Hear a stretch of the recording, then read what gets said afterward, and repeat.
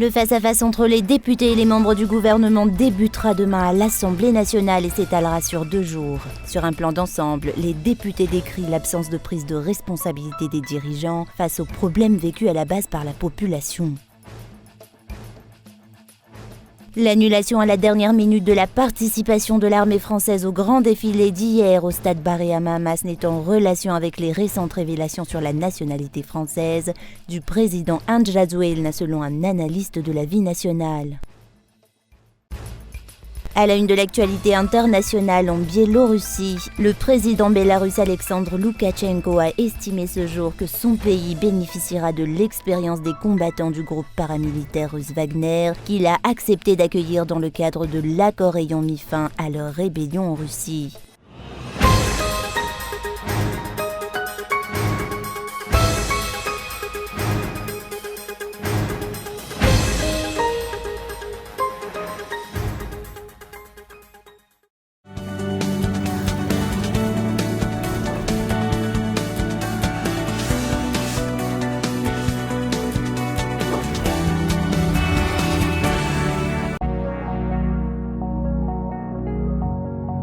Depuis 10 ans, Un bas de vie œuvre pour le développement durable de Madagascar en valorisant l'expertise et le savoir-faire de milliers de collaborateurs, fournisseurs et partenaires malagasy.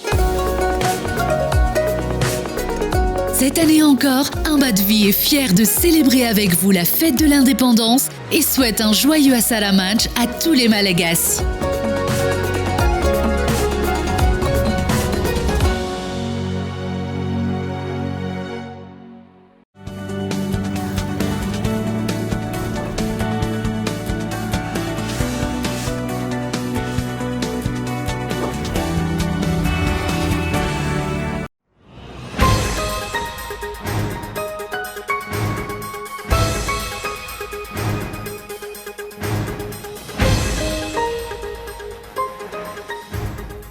Le face-à-face entre les députés et les membres du gouvernement débutera demain à l'Assemblée nationale et s'étalera sur 2 jours. Chaque député a sa perception des méthodes de travail du gouvernement, mais sur un plan d'ensemble, les députés décrient l'absence de prise de responsabilité des dirigeants face aux problèmes vécus à la base par la population. Chacun des 119 districts du pays a des problèmes qui lui sont propres et ils seront au centre des discussions entre l'exécutif et le législatif lors de ce face-à-face. Dans le district de Midungatsimo, c'est l'état des routes qui est pointé du doigt. Ny vahoaka ny Midungatsimo tsy ho mety ho afa-po mihitsy zahay any amin'ny tany tratra aoriana. La population de Midungatsimo n'aura de cesse tant que la route n'est pas réhabilitée. Je voudrais dire au chef de l'État que la plupart des projets se bornent à des estimations. Le gouvernement ne disposera pas de liquidités nécessaires sans une volonté de la présidence de concrétiser la réhabilitation de la route.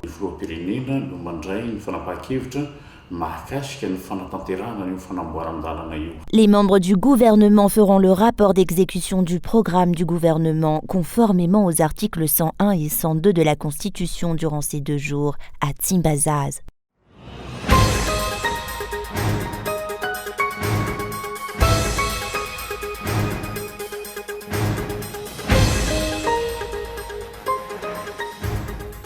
L'annulation à la dernière minute de la participation de l'armée française au grand défilé d'hier au stade Baré-Hammam Hamas n'est en relation avec les récentes révélations sur la nationalité française du président Ndjadouelna. Telle a été la déclaration d'un analyste de la vie nationale ce jour. Une décision qui continue d'intriguer la population malgache et les observateurs de la vie nationale. Les prestations de l'armée française à ce défilé auraient généré de nombreuses réactions, a-t-il expliqué.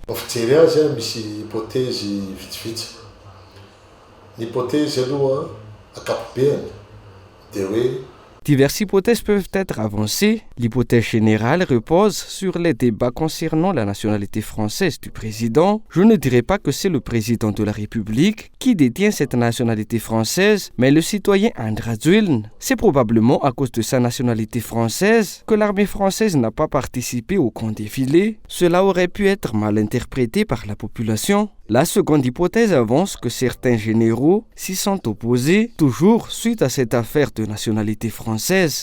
no foana le ataontsika hoe le resabe am'le resaka sopirenena io. Cet analyste de la vie nationale maintient que l'article 42 du Code de la nationalité malgache est clair. La loi doit s'appliquer à tous, sans exception. Ce devoir incombe actuellement à la Haute Cour constitutionnelle, a-t-il expliqué ce jour.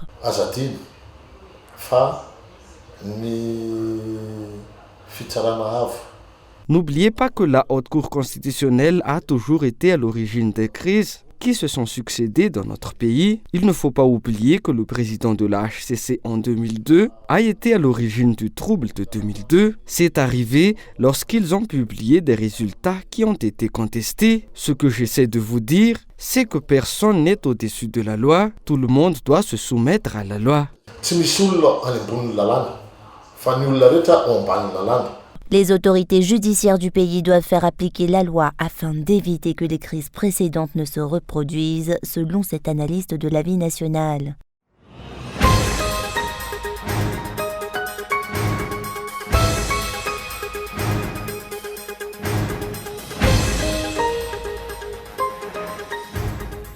Quatre décès ont été enregistrés au CHU Giera durant les célébrations de la fête de l'indépendance le 25 et le 26 juin dernier d'après des chiffres enregistrés par ce centre hospitalier. Cet hôpital public a compté 4 morts contre 1 décès l'année dernière. Le nombre de malades et de blessés qui se sont présentés à cet hôpital a augmenté cette année. On dénombre 225 cas contre 169 en 2022. La plupart sont des cas sociaux et des accidents de la route.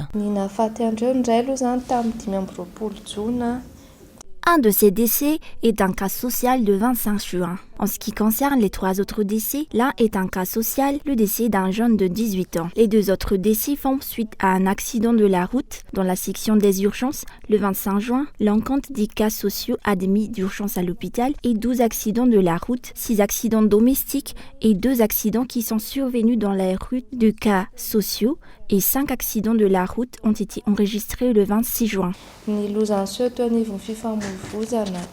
Les comas éthyliques, les cas d'intoxication alimentaire et les AVC ont été les plus nombreux au service de réanimation de ce centre hospitalier hier 26 juin. L'on compte 9 consultations le 25 juin, 3 admissions à l'hôpital et 6 passages dans notre service. Le 26 juin, 15 consultations, 2 admissions à l'hôpital et 13 passages ont été enregistrés. 56 citoyens ont été admis d'urgence au CHU Giera en 2 jours contre les 36 admissions d'urgence l'année dernière.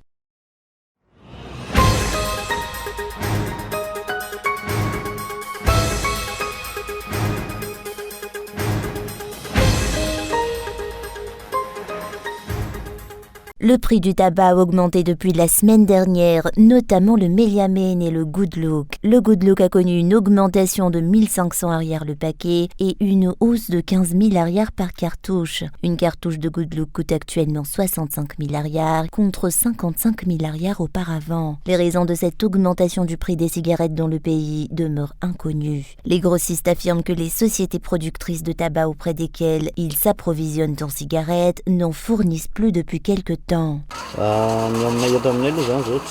Nous n'avons pas de cigarettes à l'heure actuelle. C'est Promodim qui ne produit plus à l'heure actuelle. Ils n'ont plus de cigarettes. Nous n'avons plus de cigarettes en stock depuis une semaine. Les détaillants sont aussi contraints d'augmenter le prix des cigarettes, le seul moyen d'éviter des ventes à perte, ont-ils expliqué. Les cigarettes n'ont pas de prix fixe pour le moment. Les prix ne cessent d'augmenter. Nous achetions le Good Look à 5 000 arrières, mais maintenant, le prix du paquet est à 6 500 arrières. Nous devons vendre la tige à 400 arrières pour pouvoir vendre le paquet à 8 000 arrières.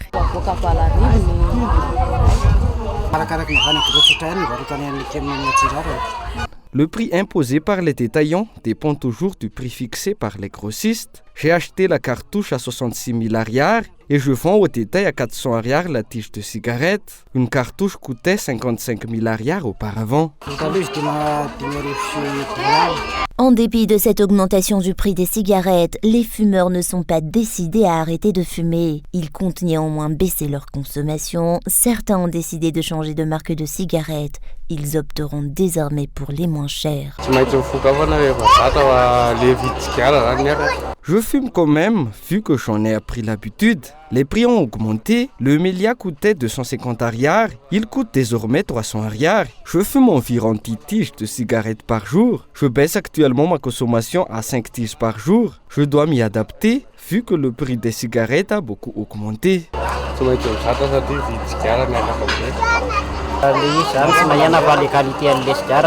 Je n'ai pas baissé ma consommation, j'ai juste changé de marque de cigarettes. Je fume désormais le moins cher, vu que le prix du mélia et du Good Look a beaucoup augmenté. Malgré l'augmentation annuelle du prix des cigarettes et de ses effets néfastes sur la santé, les consommateurs ne cessent d'augmenter dans le pays. Madagascar compte de plus en plus de fumeurs.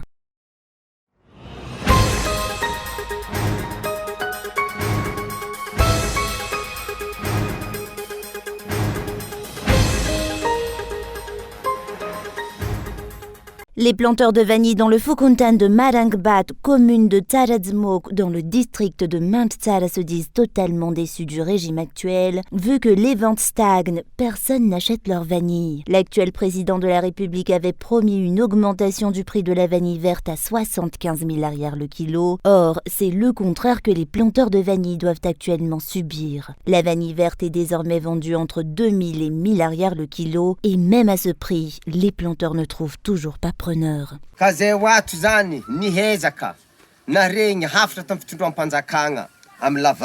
Nous avons fourni des efforts suite à la déclaration des dirigeants qui avaient annoncé que la vanille sera vendue plus cher, que son prix augmentera considérablement. En ce sens, nous avons planté de la vanille. Nous avons acheté tout le nécessaire, dont des terres pour les cultures. Nous avons produit de la vanille. Nous disposons actuellement de tonnes de vanille. Monsieur le Président, la population est déçue.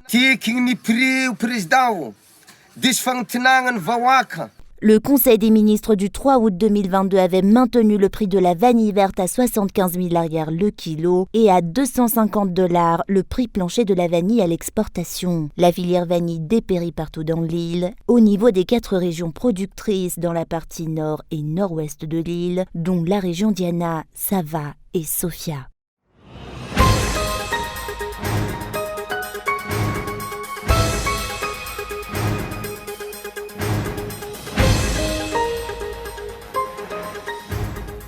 Perte d'argent, perte de temps. Les transporteurs des routes nationales, notamment de la RN2 et de la RN6, se plaignent des pertes qu'ils subissent à cause de leur état défectueux.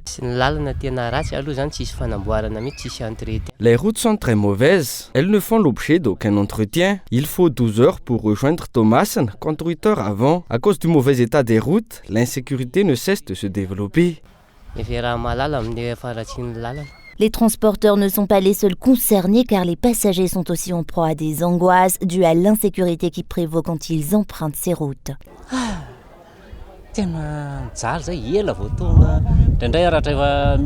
Nous avons du mal à parvenir à destination. C'est très lent et lorsqu'il y a un accident, il faut compter 3 ou 4 heures de plus. Les routes sont dans un état lamentable. Il faut 15 heures pour arriver à Fenerive-Est.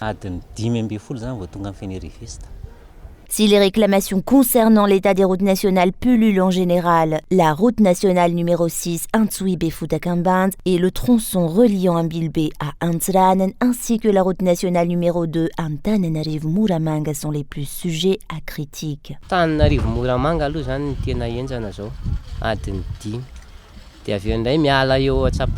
Le tronçon Antananarivo-Muramanga est le pire. Il faut 5 heures pour faire ce tronçon. Entre Antsapanan et Brickaville, on craint l'insécurité. Les voleurs escaladent les porte-bagages pour voler les affaires.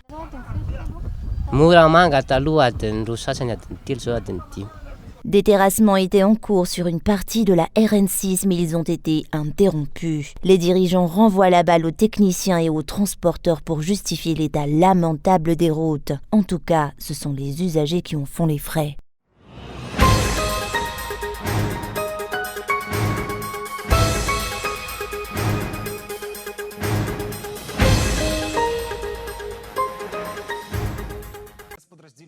Alexandre Loukachenko, de retour en première ligne du conflit ukrainien. Presque tous les jours, nos gardes-frontières documentent divers types de provocations à la frontière de l'État, entreprises par les pays voisins. De l'abandon de cadavres à l'envoi intentionnel de drones à travers la frontière vers le Bélarus, depuis l'Ukraine. Toujours dans la matinée, le chef de l'État bélarusse a estimé que la situation avait échappé à tout contrôle en référence à la rébellion avortée du groupe Wagner ce week-end. Une amorce de critique de Vladimir Poutine de la part d'un homme qui a pourtant endossé pleinement le costume de vassal de Moscou depuis 2020. Cette année-là, Loukachenko fait appel à son allié historique pour mettre au pas un mouvement de contestation inédit. Mais la crise qui a placé la Russie au bord du gouffre ce samedi semble avoir tout changé. Le maître du Kremlin présente lui-même Alexandre Loukachenko comme le médiateur ayant facilité une sortie de crise. Je suis reconnaissant au président du Bélarus, Alexandre Grigorievitch Loukachenko, pour ses efforts et sa contribution au règlement pacifique de la situation. Selon le récit officiel remis en doute par certains analystes, c'est bien le chef de l'État bélarusse qui a permis de faire rentrer Yevgeny Prigojine dans le rang. C'est lui qui a persuadé le chef de la milice Wagner de rebrousser chemin et de venir s'exiler en Biélorussie. D'après les sites de suivi du trafic aérien, le jet privé de Prigojine aurait d'ailleurs atterri à Minsk dans la matinée. Dans sa dernière prise de parole, celui-ci déclarait même qu'Alexandre Loukachenko lui aurait proposé de poursuivre ses activités depuis le territoire bélarusse. Un invité qui pourrait devenir encombrant, mais qui montrerait la capacité de Loukachenko à s'entendre avec l'ensemble des factions du pouvoir russe. Depuis le début de l'offensive en Ukraine, la Biélorussie est devenue l'une des plus importantes bases arrières des troupes russes. Il y a un mois, un accord entre les deux pays a autorisé le transfert d'armes nucléaires de la Russie vers la Biélorussie.